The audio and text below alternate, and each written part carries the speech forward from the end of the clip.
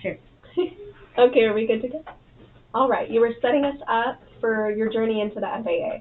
Yes, actually, I graduated from the University of Oklahoma in January 1960 with a degree in mechanical engineering. I grew up my young life in the oil field, so I was looking for a job in the oil field. There wasn't any. I didn't get any offers. I interviewed, no offers. Uh, the second part of the story is 2 weeks before I took my finals, my wife of about 4 years, 5 years, was working helping put me through school. My GI Bill had run out. I was working part-time picking up a little bit of money, but she was the primary source of our family, if you will. She come home one day about 2 weeks before the final and said, "Honey, you better find you a job when you graduate because I just turned in my resignation." Without talking to me, she just did it. I said, "Okay, I need a little extra encouragement to pass my finals, and that'll certainly do it." Oh, I'm sure. So anyway, I passed the finals, started looking for jobs, didn't get any offers, and all of a sudden I found an advertisement for Tinker Air Force Base in their service engineering division. They were hiring engineers. So I went up and talked to them, applied, and they said, "Well, if you can pass the civil service exam, we'll make you an offer." I said, "Well, how do I do that?" "Well, you go down to the federal building, the Murrah building, which is no longer there, and took my exam and passed it and went back and they made me an offer and I took it." So in March, a couple of months after I had graduated, I finally started bringing in some money for the family. And this was in the same year, 1960. And my wife then canceled her efforts to go back home. She was ready to go back home. If I didn't find a job, "You're on your own, buddy. I'm going back home." So anyway, and we had a 62-year relationship after that. But anyway, so I went to work at Tinker, and while I'd never been around aviation, that was my introduction. They assigned me to the propulsion branch, where I got acquainted with turboprop engines, jet engines, and turbine power plants, small turbine power plants. And I wasn't there 3 months till they sent me on a mission to Wright-Patterson Air Force Base by myself. Well, not being fully educated in the aviation field, my training come pretty quick and fast. And I can say that the Air Force was a wonderful place up there to work because they allowed me to learn. So you join, after you get a degree, you join a group and you learn from that point on. So I stayed at Tinker, participated in accident investigations, did a lot of engine failure analysis, traveled an awful lot, and then in January of 1964, I transferred from Tinker over to the FAA on the other side of town. So my 25-year career started with the FAA at that point. They wanted a engineer that understood gas turbine engines, and that was me. I had very well trained in the Air Force on service engineering on how to do that. I was a civilian, not a military guy at that point. I'd put in my military time, so anyway, for the next 25 years, I stayed at the FAA and worked on various projects, a lot of projects there, a lot of travel. I spent more time traveling than I did at home with my wife. Well, that was kind of a problem because in October of 1960, we had our first child. My wife, who didn't drive, was then tasked with taking care of a child by herself because I was doing a lot of traveling across the country, around the country. I had a lot of projects there in engineering. After the projects in engineering, there's a whole list of them, which I gave to April. Very interesting projects that I was in charge of running the project and doing stuff, and that was great. And then all of a sudden, in about mid-1970s, well, before that, in 1971, in October, I decided to take up sport flying because I was connected to aviation and it looked like fun, so I would try it. I didn't require it for my job. Therefore, I had to pay for it myself. But fortunately, we had cash flow at that time, you know. And so I did that. And November the 2nd, 1971, I soloed. So at that point, I started working my way into doing some additional flying, made connection with a guy here at this airport, since I lived in Norman, at this airport, American Aviation. He released me an aircraft. So I come down and I rent the aircraft and I go flying at night, everything else. A lot of guys played golf. I flew sports aviation. That was my golf gig. Oh, yeah. It was a diversion from what I did, although it was somewhat connected to. So in the mid 70s, then after that, the FAA decided to retire their old DC-3 aircraft. They had a whole fleet of about 47 of them, nationwide, worldwide really, where they used to conduct accuracy checks on navigational systems. Uh, your ILS here, your MBD approaches, all of these things have to be verified every so often.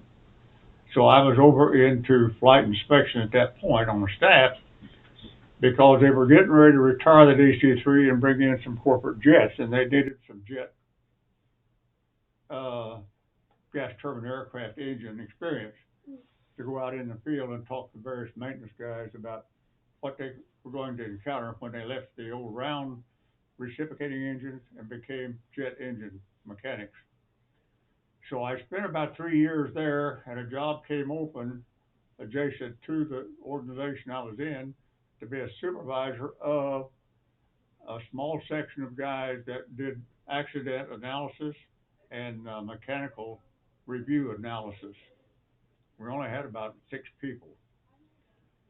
So was selected and became the supervisor of that group. So I moved out of my technical role and moved into management at that point, and that was about mid 70s. At that point, I spent some time understanding, and incidentally, the FAA was a fabulous group to join because you didn't occupy the supervisor seat until you had gone to their school in Lawton, Oklahoma, which was conducted by the University of Oklahoma under contract. So I went down to my supervisor school, passed it, come back. Also, you had to take management course. There was a management course, so I had to take that. So they have a structured process. You don't just somebody likes you to raise you. You've got to pass all the different requirements. So anyway, I sat there as the manager of that section. Uh, is a process, something about 1,700 accidents a year, and incidents, uh, and processed them manually, so to speak, and then put them into a large mainframe computer. Back then, we didn't have the desktop yet. So I had an opportunity to look at desktop computer systems through a Washington contact I'd made through the years. I spent a lot of time in Washington, D.C., frankly. In fact, there was a time I thought I needed to put my office back there, but I would do it by myself. My wife wouldn't go, that's for sure. So the bottom line was, I started tinkering with how do you automate what we were doing there with these accidents. We had technical guys who were former flight instructors who had lost medical and things. They would come in and they review all of these reports coming in. At that point, they would fill out a form and hand them to a lady who would then, using an optical character recognition typewriter, would type those things in and send those in manual copy over to the computer center who would scan them into the big computer. So we're all pretty manual. So I had a contact and they said, well, we'd like to look at automating your operation. So they sent a guy down to talk to me, and he also had small computers that he could put into the office that I had there and start to automate it. So he'd come down, he demonstrated, he set the tube up on this lady's desk, showed her what all we could do with the automation, and she would make her job easier. I continued down that process of getting him involved in doing this. In the meantime, the lady that used to use the typewriter that computer scared her so bad that she had to take a medical leave. And she finally retired medically because it was such a change for her. That was one of my first indications of you got to be careful in changing things around on some people. They can't take change. So we went through that. I set a small computer up and we actually automated that particular operation. I was a section chief. My branch manager that I worked for didn't like that. So he comes into the room in front of all of the people that I had and was screaming at the top of his voice, using profane language, that I was to get rid of that computer. He didn't want it in his operation. The bottom line is, and the message in all of this is, that you're going to encounter resistance on a lot of things as you go through this.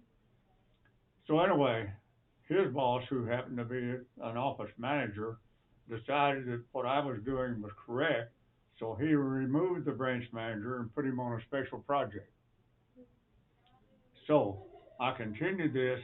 The branch manager slot was open, and they advertised it. I bid on it, and they moved me in there to the branch manager slot. So the bottom line was, now I had a lot of other functions there that could be automated. So I continued that process of automation. I had a lot of resistance from the mainframe computer center up there because they were going to lose work. But desktop computers were coming strong. We could do an awful lot without having to go to the mainframe all the time, you know. So we finished that. We went through that process. As a branch manager, I ended up automating some national systems. And because of the efforts that we made, I was asked by one of our field division managers to join up with him as they rewrote the enforcement handbook for the FAA. And enforcement means the policeman, being the FAA, goes out, they ground an aircraft, or they pull a certificate from a pilot, or they do something of that nature. Up until that point, if you pull a certificate on a guy in Florida, the guys in Alaska didn't know anything about it, so the guy could go up to Alaska and continue to fly when he shouldn't have been. So we solved a lot of those problems with automation. During that process, I had three major automated systems that I was establishing. Incidentally, I had my connection in Washington who was providing me funding, not through my normal funding route. So there's a lot of administrative things that have to go on when you get into the FAA. But you can do it. It can be done. You just have to be careful on how you do it. So I decided that what I needed was three system managers to manage those different systems and to do all the work that I'd been doing before. So I set up a program to select three people that didn't require a pilot's license, didn't require a mechanic's license, didn't require a technical background, but understood management philosophies of systems. I advertised those jobs, and I got a lot of pushback, if you will. The pushback was that I had some guys in the group that were pilots and mechanics, and they felt I ought to put that requirement in these system requirements, which are not required. Well, they told me, they said, well, obviously, you'll get some females applying for that, and they'll be qualified. So we need to put a pilot's license in there so they won't be qualified. I said, no, I don't need that. I selected three females, which put them on a career progression route where they normally, in the terminology of staffing, they were normally GS9s. Selected, they'd automatically be a GS11. 1 year, they could go to GS12 without competition. The second year, they could go to GS13 without competition. So it was a career progression type of a program, which I got out of the personnel people. So that set the stage that we need to move forward in a way of thinking about automation, people doing things, and such as that. After that, and after going through some of those challenges, Uh, we had major aircraft accidents, had a DC-10 crash on takeoff up in Chicago, and all the local news people come into my branch to get all the data they could about that type of aircraft. Well, we had a big round table, a little bigger than this, frankly. We shut all the press down. We called the computer center and did a total dump on everything they had on that aircraft, and the printouts about like that. So I stacked it on the table, told the press, go after it. Whatever you want, go after it. You got questions, let us know. They wanted to sit and talk, but if you sit and talk to them, you're opening a chance for miscommunication. If you do that, you're going to see it in the news tonight, I'll tell you. That's the way the system works. The message here is the FAA is a fabulous organization. I've lived the American dream, frankly. I've done that. I've been there. I've flown aircraft. I've enjoyed that. I come home from work, come up here and rent an aircraft and fly at night and go over to Chickasha, and they have an airport there that I could land and do all this sort of stuff. Come back, it's better than 18 holes of golf. You know? So that's what I did. Sport aviation was big. Because of my interest in doing that, and I went through single, multi-engine, instrument-rated commercial pilot, and I reached that point, all I did was just fly when I had a chance.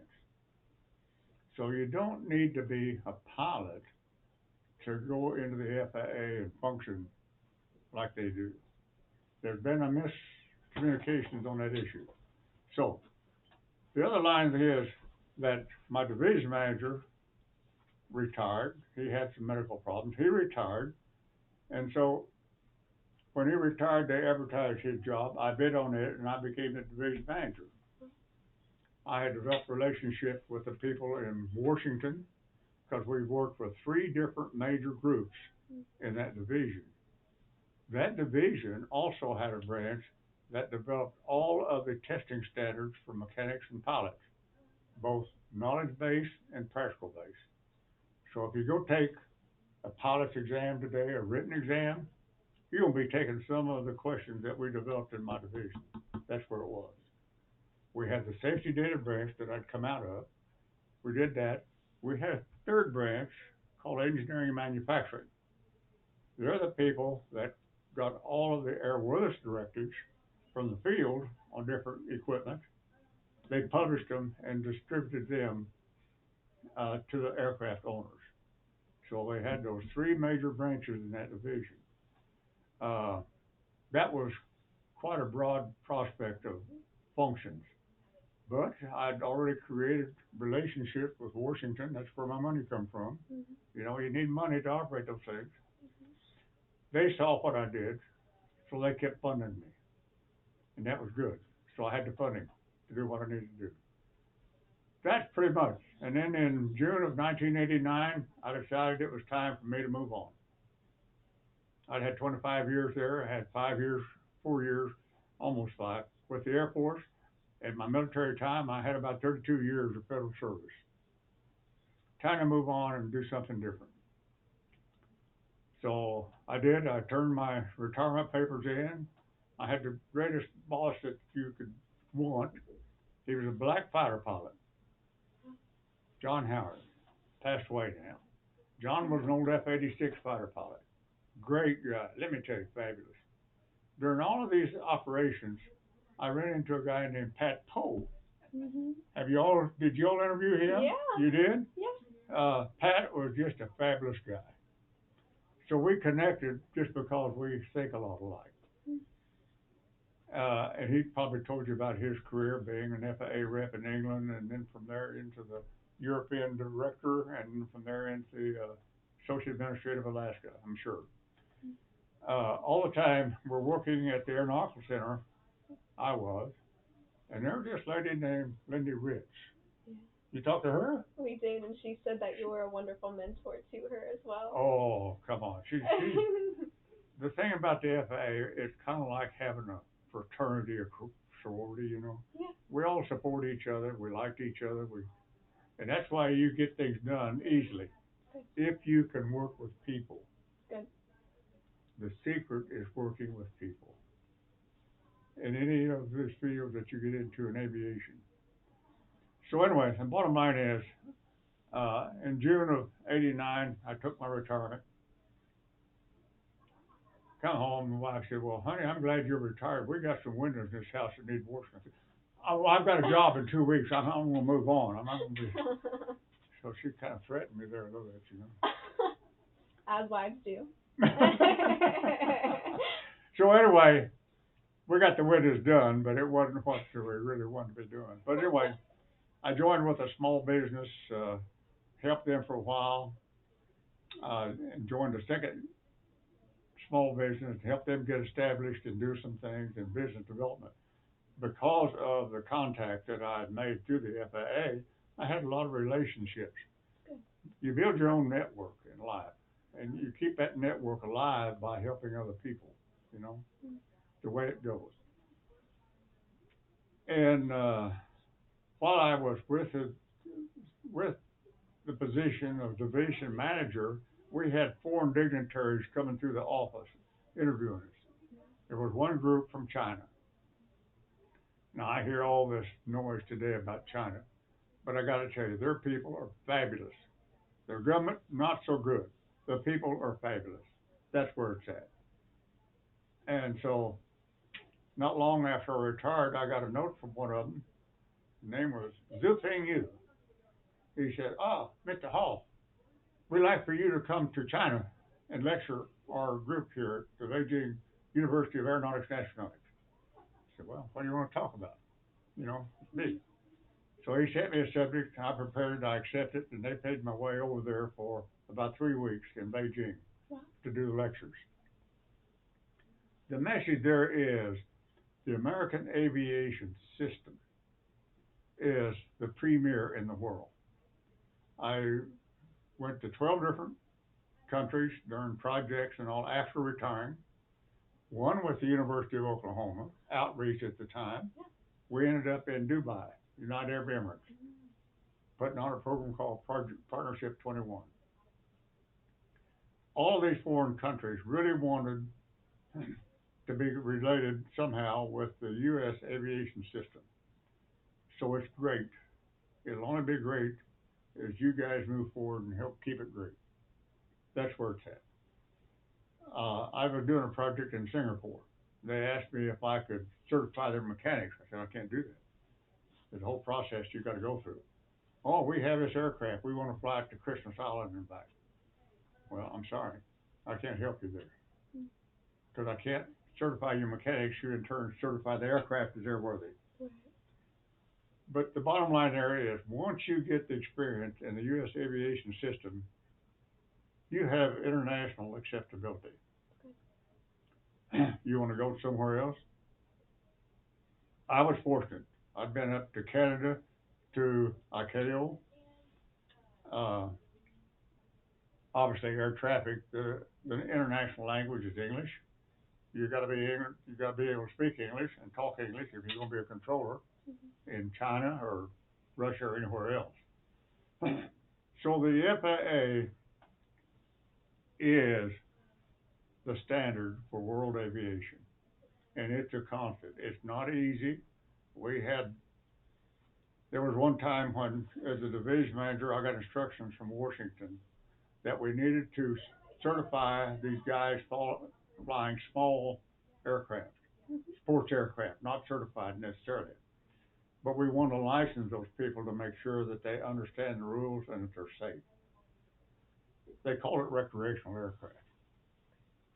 We want you to develop a testing program for recreational aircraft. So I talked to my branch people. So what we did is took the private pilot standards and kind of downplayed them a little bit and took out what was not applicable and let that go. Well, it became obvious that in aviation we use a lot of acronyms. So recreational pilot became rec pilot. That's not too cool. You don't want to certify a guy to be a rec pilot? No. So then the word sport aviation came to life. So there's where a lot of things get changed over. But that's pretty much it. I've had a wonderful career in aviation.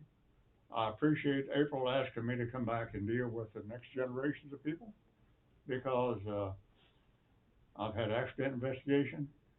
Some were not pleasant, but that's all part of it. You know, sometimes when the roles that I was in, that's part of what you had to learn to do. But they train you. When I reached the FAA, they gave me initial and advanced aircraft accident investigation program.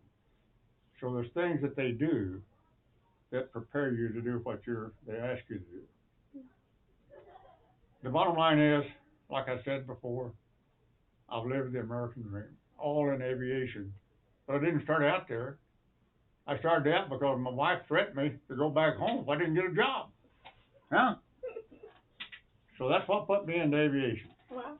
Is it all right if I ask some questions? Absolutely, please do. Yeah. I've talked for long enough. I do have one question. Yes. As an accident investigator, what was your experience doing that? Okay. For lack of a better term. My grandfather does accident investigation in the oil field. I know they're not the same thing, but I'm kind of curious I about it in understand. aviation. The principles apply. You follow the evidence. That's what you do. You follow the evidence. Probably the most significant accident I was on was with the Air Force. So when I got involved with aviation, accident investigation was part of everything that I was tasked to do. A member of a team. You're not doing the job. You're a member of a team. Because of the power plants and my background, I always seem to get pulled into some of these jobs. January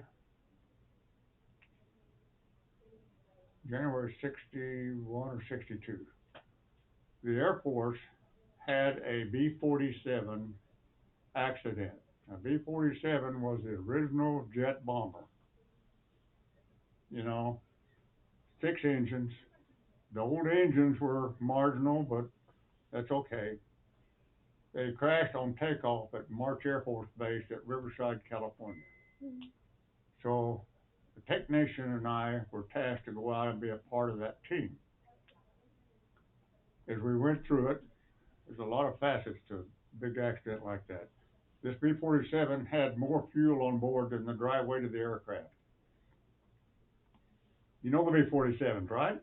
She knows them. You know A little bit. them. A little bit. Well, the B-47 had 2 big outriggers full of fuel. The fuselage fuel tanks full of fuel. 6 engines. They start their takeoff roll. Before they start their takeoff roll, they do a check. They want to make sure they have anti-icing available on the inlets of the engines. So a pilot turns them on, and the ground chief runs around and feels the inlet to make sure that they're warm. Then he gives them a thumb up. They're all working. So then he's supposed to turn the heat off. Well, this particular pilot had a different approach, non-standard. He would pull the circuit breaker on the nacelle heat so that he wouldn't accidentally get heat on takeoff and lose about 7% thrust. These were old J-47 engines, some of the early GE engines. So anyway, he pulled circuit breaker, pulled out on the runway, started takeoff roll, wasn't picking up airspeed. Of course, as you run down the runway, you have checkpoints, airspeed checkpoint. If you're not making it, you should abort. However, if you abort, the SAC, Strategic Air Command, policy was, we'll give you demerits because something you didn't do right. So he wouldn't abort. He was not making any speed, but he wouldn't abort. He got the runway, he pulled the aircraft off, over into some trees, went in, broke up, slammed into a big bank of dirt, and perished all 3 guys aboard. Wow. There was no chance to get out of that aircraft. Wasn't but a massive flame inferno because of all the fuel that was aboard. So anyway, we got out there, and there was an expert who witnessed that, a B-47 pilot, said, oh, their engine wasn't developing power. I know, I saw it. It wasn't developing power. So that's what we had to do, is we had to tear all the 6 engines down in the field and see if there was any indication of loss of power, which there wasn't. And that's another different thing. How do you tell on a jet engine whether or not it has power? There's a whole process you go through.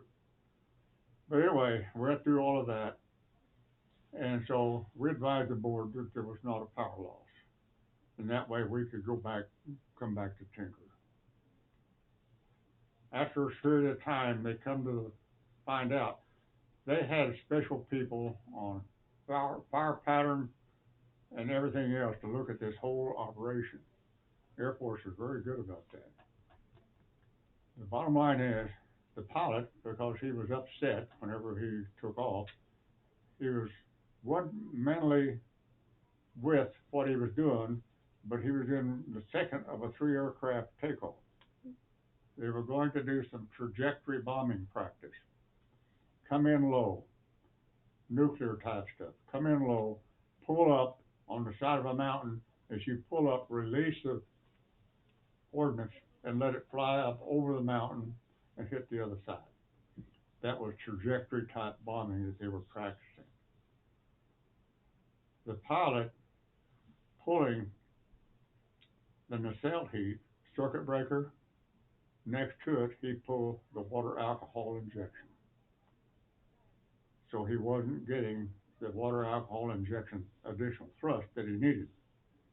As a matter of fact, he was getting less than what he needed. So anyway, that's what the conclusion was, but you can imagine, we found shoe soles. We found, these types of things when you go through an accident. You find a lot of things you really don't want to find, but you'll find them.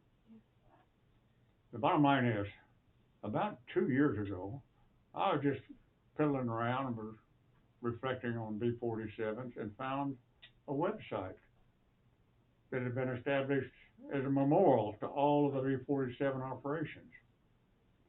So I looked through there and happened to find the date and event of which I had been on. Well, I posted what we had found out during that time. Across the interstate highway in another area was an elementary school. There was kids over there that saw all the smoking things.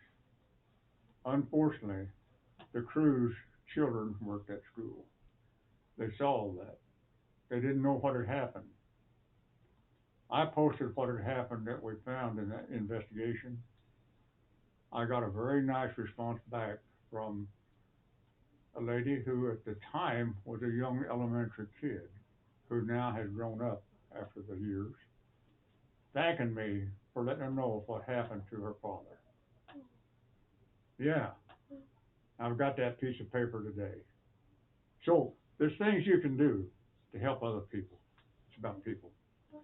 But anyway, bottom line is, and another one was an RB-66 out of Tulsa in for overhaul, left, was having some electrical problems, circled around the airport, asking the tower to look, didn't see anything, took off up towards Catoosa, and they were having an electrical fire in the middle of the aircraft due to a big short. And it burnt in the control cables for the aircraft were melted. So yeah, the bottom line is, we lost the pilot on that, but the second guy was able to punch out.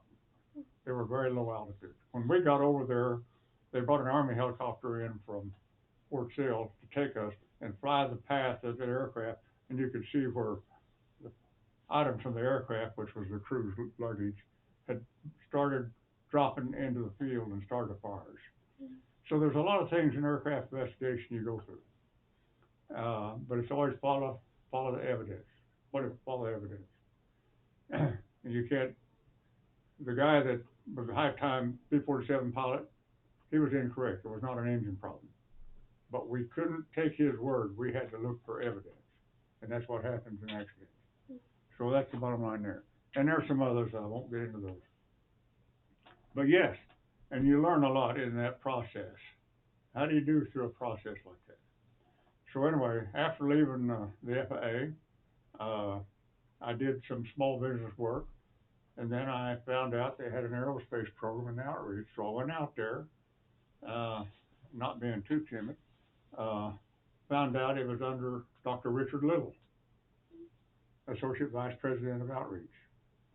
He and I are friends to this day. Wow. And told him who I was and what my interest was. So for the next 27 years, I worked as a consultant with him, you know, and we wrote air traffic control training proposals. We wrote all your TSA guys up here. We worked with Lockheed Martin, and we helped get staffing for the TSA training nationwide, and that all came out of outreach. So the FAA experience, aviation experience, you can parlay that into whatever you want, because the FAA is the international standard. Yeah. That's where it's at. But it's not necessarily easy to meet all those standards. Yes, there's some politics that occasionally get into it. There's politics in life itself, right? Yeah. Mm-hmm. Yeah. She may not want to get along with me, you know, for some reason. I may not like her hat. I don't know. It's a hat. It's just a hat, right? There you go. But anyway, so my message is, I've lived the American dream. I started out with nothing, and I'm here today. Wow. So that's great. Yeah. Please, ask questions. I'm all right, but I think Miranda has a couple more for you. Yes, I do have a couple more. One of the questions that we've been asking in all of the interviews is, what do you think the main goal of the FAA is, in your opinion? Safety. Yeah. Safety. Okay. It's preached day and night, safety. Yeah. Is it safe? What you're doing, is it safe? Is this standard good enough to make that pilot a safe pilot? Good. And then I also had another question. I know that you retired from the FAA, what year did you say? 1989. 1989, because you graduated in 1960 and started working for the FAA in Started working for 64? the Air Force. For the Air Force. Okay. I worked for the Air Force for about 4 years. The guy that hired me at the Air Force actually had moved to the FAA, and he hired me at the FAA. Wow. He called me up and said, "Hey, I got an opening over here." Well, I had bumped up against a personnel issue. Air Force wouldn't promote anybody because they were trying to keep some costs down. Yeah. So I couldn't get a promotion. He offered me a promotion. He offered me 2 promotions. Wow. So I took them.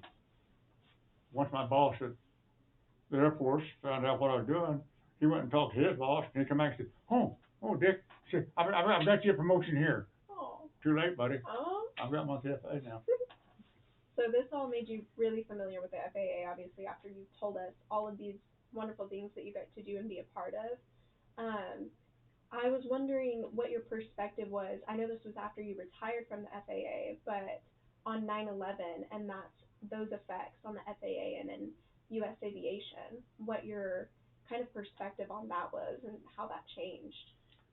It was a serious, horrible event, but I was very proud of the FAA. Okay. I've got a video of the national airspace. It's on disc. National airspace, United States, and all these little dots that are flying around represent airplanes that were in the air at the time, because they didn't know how many was out there that was threatening. They got a hold of air traffic and said, "Emergency, land everybody you can as soon as you can." Yeah. And with that video, you'll see them little dots start to disappear. And it's absolutely amazing how fast the controllers could get those guys to an airport that they could land on. Oh, yeah. And get them on the ground so that we could prevent any further of these 9/11 events. The air traffic did an absolute fabulous job. Hey, just people. So that's what I see about that. So I see a lot of good. Yeah. I got to convince you, though, that I'm a positive thinker. I don't look at the horrible side of life. I'm a positive guy. My daughter gets on me, but that's okay. Uh, Everything that happens, there's a reason for it. I started out with that philosophy. But I gotta tell you, uh, I don't know why or how I found the FAA. I didn't know anything about it. You know, here I've just got a brand new, fresh, ink's not dry yet, mechanical engineering degree. What are you gonna do with it? Mhm. Well, I put it to work. All right, I have one more question for you, Sure. and then you are good. And I appreciate your time here with us today. But I was going to ask, for students that are looking to go into a career in aviation, what would be one main piece of advice that you would give us? Or other students for that matter, just something general. Okay. It's interesting you should ask that because as division manager, I was asked to give a briefing to the women's club up at the FAA Aeronautical Center. So I did. I created a program called the Happy Program because, you know, and each one of those letters had another word tied to it. Mm-hmm. It took you through the presentation. The very first thing that you need to do is have a talk with yourself. What do you really want to do? Look beyond today. What would you like and understand the challenges? That's the H. The A is ask your friend what they think you could do. Oh, don't just ask your friend, ask your enemy, somebody you don't get along with. Get that bitter feedback. Right or wrong, that's okay. So you ask them. You got to prepare. And I went all the way through this, and there was dead silence, and these women sitting in the room. I had those three positions out on order, on advertisement, Mm-hmm. and that's one of the things. Every one of them wanted to get a raise. I want that, Mm-hmm. and I advised them: do you want a job, or do you want a career? Good. The job is 8 to 5. I come in, punch a clock, I do what I'm told to do, I leave home and go home. A career, there's no time limit. There's any time that you work and not get paid for it. You will have to travel on your own time. Are you able to travel and go somewhere for a time and stay? That's a career. So that's the real difference I want to put across to the people. You want a job or you want a career? To me, aviation can be both. If you want a job, we'll get you one working aircraft. How's that? But you're not going to be flying the aircraft. That gets over in the career field. We'll let you worship. That's how I present and how I work through my life. And my wife was still alive and still here. My daughter will tell you today that I would come home on Friday from a trip. My wife would be doing white church and stuff over the weekend. Monday I got tickets to go again. Sometimes it just gets to be that way, And then there's times when you're going to be home for a long period. That's a career. The FAA has got many great careers. I don't care if you want to be a logistics expert. Can you imagine what it takes to keep all these navigational facilities across the world? I've got a nephew who retired from the Air Force, and he flies a Canadair up here in flight inspection off of Will Rogers. We do flight check on every place where American carrier may be going in. We want to make sure the signals are good enough for the American carrier. Now, also, they get some other special assignments. At the end of the Iraqi, whenever they were taken over, Baghdad was putting back up on the air navigational facility. Mm-hmm. My nephew was chosen because of his Air Force experience to go with that crew over there and flight check the instant landing systems and all the navigational devices around Baghdad. Make sure they're right. They had a C-130 flying up here dropping flares. That's to get all of these heat-seeking missiles confused, you know? While they went in and checked things and got out of there. Yeah, they didn't tarry. They didn't take a lot of time. So there's a lot of things, flight check, instant approach procedures, automation. We call it IAPA automation. I was in that group when we were doing that. I didn't do it. We were in that group that was doing it. So all the procedures that are published become a regulation. Here's what you have to do in order to make an instant approach to Will Rogers Field on runway 180. Those are all published as a regulation. You don't have to fly an airplane. You're not a pilot. You don't need to do that. You need to understand rules and regulations and stuff like that. So there's a lot of those activities. Oh, you need some people today, a huge force to manage all the automation. Come on, that's not simple. Sitting on my desk, you know. So my advice is to ask yourself to begin with, do you want a job or do you want a career? That's the first question you need to ask yourself. If you say, well, I'm going to take a job for a while, but I want to move into a career. Well, you can do that. The FAA has got jobs that you can do that with. You know? Had a good friend, he's no longer with us. He's a friend of April and mine. Well, the three of us worked together on some projects. Jim Ham. Jim Ham was air traffic controller. Jim Ham actually was qualified at every position that's in air traffic today. He was an OB-47 crew chief during the missile crisis.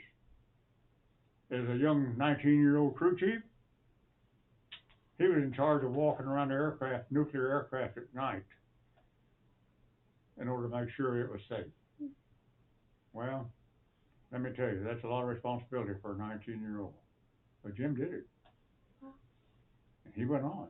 Jim had every pilot license, mechanic license he could get because he was so taken with aviation, he wanted every one of them. Jim passed away here a couple of years ago. But the bottom line is, you want a job? You get a job, cutting grass, washing aircraft, whatever you want to do. Or you want a career. You want to be able to take on new projects, new things. You know, reach out. You can do that. It's hard to explain all of the different opportunities that you've got. It helps if you've got some knowledge of aviation or any experience. I'm not sure I could have progressed as fast in the FAA without my Air Force service engineering experience over here. A lot of time on the engine overhaul lines and schools. They sent me a lot of schools. That's what it takes in order to get into a career in aviation. You can be an air traffic controller. Right now, we're really short of air traffic controllers. Very short. Oh, what do? They don't just sit in a tower up here. We have en route, get you from A to B.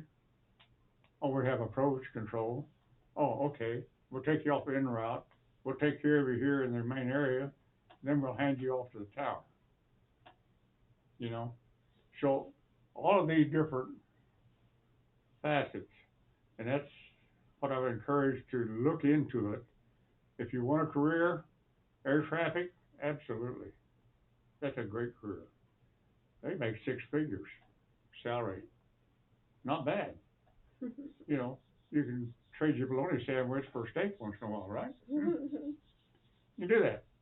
That's the kind of thing I think that is not visible. Unfortunately, and April knows me well enough to know that I pound on their aviation program don't just think aviation is flying an airplane. Yes, we need airplanes. Yes. My gosh, think of what they're going through with the holidays coming up. Canceled flights, delayed flights, runway incursions, almost having mid-airs out there. We don't have enough controllers, both ground operations and flight. Controllers, there's a ground control element in that tower. They don't just, oh, go to the runway when you're ready. That don't happen, you know. You do it here. You know, I used to fly out of Westheimer here. You know, you go out and crank it up and you contract the tower and tell them you're ready to taxi. You don't just taxi out there. Right. That's ground control. Now, it's all the same here, but in the big operation like Will Rogers, that's separate. But you gotta communicate too. Right. With others.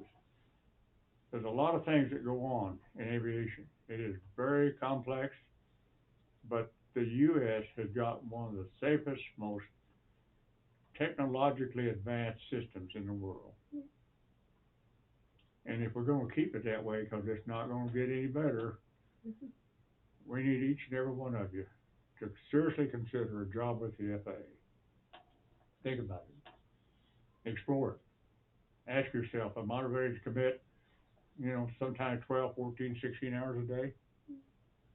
There's times I put in 24 hours without coming home. Yeah. But thank goodness I had a wife that tolerated me because I was bringing a paycheck in too, you know. Well, Did I answer your question? yeah. Okay. Thank you so much for your time today. I can take you up to go see April now. If you want to go say hi to her before we head Well, I'd love to see her. Yeah. Yeah. Thank you so much. Well, I'm gonna take this with